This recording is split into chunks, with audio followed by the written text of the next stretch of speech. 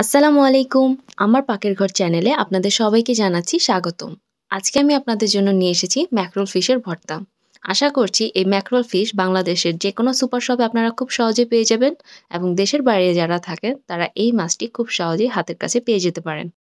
এখানে আমি একটি ম্যাকরোল ফিশ নিয়েছি এবং সেটাকে ছোট করে কেটে নিয়েছি। দিয়ে দিচ্ছি খুবই সামান্য পরিমাণে স্বাদমতো লবণ এবং সামান্য পরিমাণে হলুদ। তারপর সবকিছুকে একসাথে ভালোমতো আমি একটু মিশিয়ে নিচ্ছি। মেশানো হয়ে গেলে আমি এটাকে মিডিয়াম আঁচে সরিষার তেলে ভেজে নিব। আপনারা চাইলে এখানে সয়াবিন তেলও ভেজে নিতে পারেন।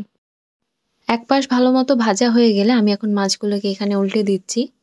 ২ পাশ ৫ থেকে ৬ মিনিট করে আমি টোটাল ১০ থেকে ১২ মিনিট মাছগুলোকে ভেজে নিব।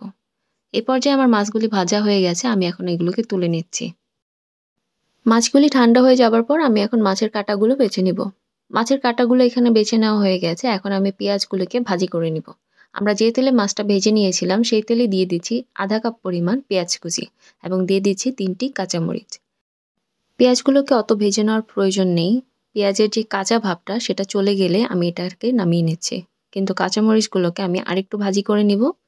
পেঁয়াজটা এই পর্যায়ে হয়ে গেছে, আমি পেঁয়াজগুলোকে তুলে নিচ্ছি। তারপর আমি এখানে নিয়ে নিয়েছি ৬ থেকে ৭টি রসুনের কোয়া।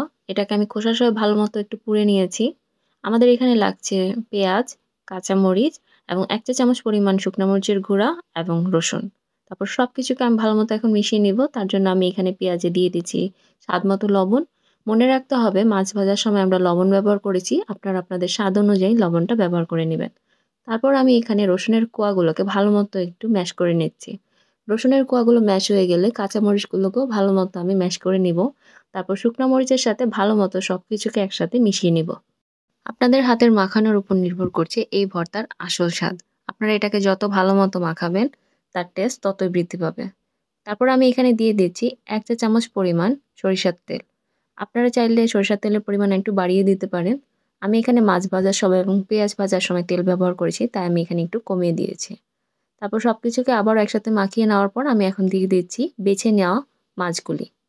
তারপর আমি এখানে দিয়ে দিচ্ছি ২ টেবিল চামচ পরিমাণ ধনিয়া পাতা কুচি। তারপর সবকিছুকে একসাথে ভালোমতো এখন মাখিয়ে নিব।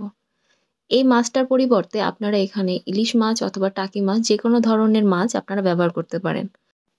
খুবই অল্প সময়ে আপনারা এই মাছের ভর্তাটা তৈরি করে ফেলতে পারেন এবং এই মাছের ভর্তা থাকলে আর কোনো কিছুর প্রয়োজন হবে না।